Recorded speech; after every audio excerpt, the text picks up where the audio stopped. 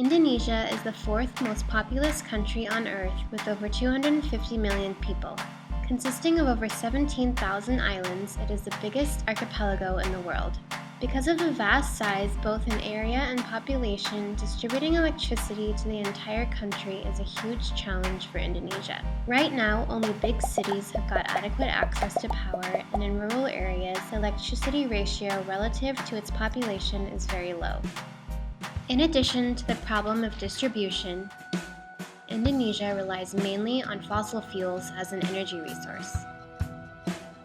Now let's imagine if we keep exploiting these resources on and on and on. The reserve will deplete rapidly and will finally run out. Crude oil, natural gas, and coal are the three predominant fossil energy resources that are used in Indonesia. But Indonesia has imported petroleum since 2009 and is expected to become the biggest importer in the world by 2019. Because domestic gas reserves are also running out fast, we will have to look for new reserves, which will result in the end user suffering from constantly increasing prices.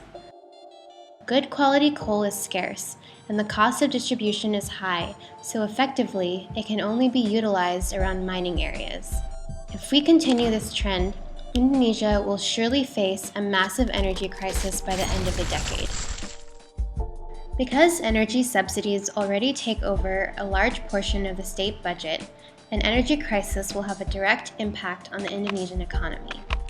Making matters worse, inflation will be difficult to control and the Indonesian economy may eventually collapse. There's only one way to prevent this.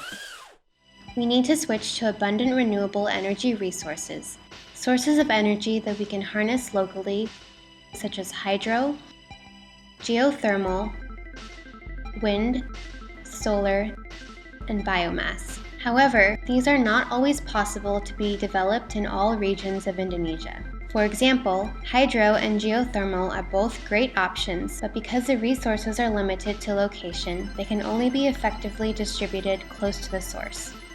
Next, wind power.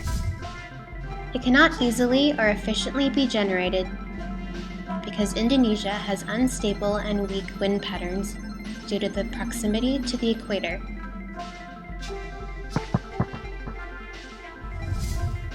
Then, there's solar energy that converts the sun's energy into electricity. This requires large amounts of space.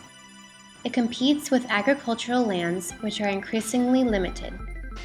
Moreover, many locations in Indonesia are frequently cloudy and result in very low energy productivity. Geographically, the most suitable and effective energy resource for Indonesia is biomass. And one of the most abundant biomass resources able to be utilized in Indonesia is bamboo. Bamboo is a local plant that regenerates quickly and easily. It is also very environmentally friendly. In Indonesia, bamboo is one of the most common plants that is found in remote villages. Both the economical and social benefits of bamboo are very well known among rural communities. You can make clothing, handicrafts, industrial goods, and building materials out of it. This has made production of bamboo crafts one of the main sources of livelihood in Indonesia's rural areas. Compared to diesel, the use of bamboo waste is much more economical in areas that lie far away from large power plants. With diesel, electricity production costs go up to about 4,000 rupiah per kilowatt per hour, while electricity costs with bamboo can be reduced to around 2,000 rupiah per kilowatt per hour.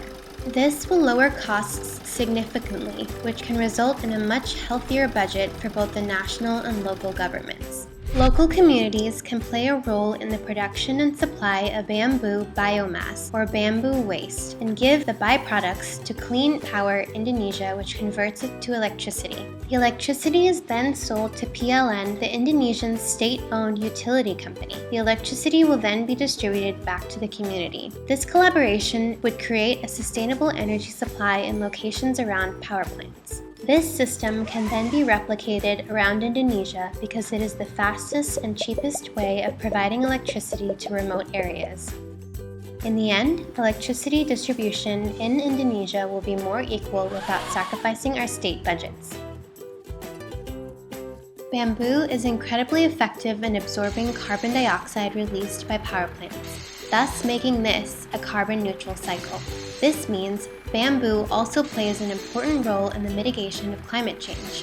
In addition, the byproducts from this gasification process, called biocharcoal, can also be used as fertilizer to help accelerate the bamboo's growing process. Imagine if bamboo becomes a more important player in our life.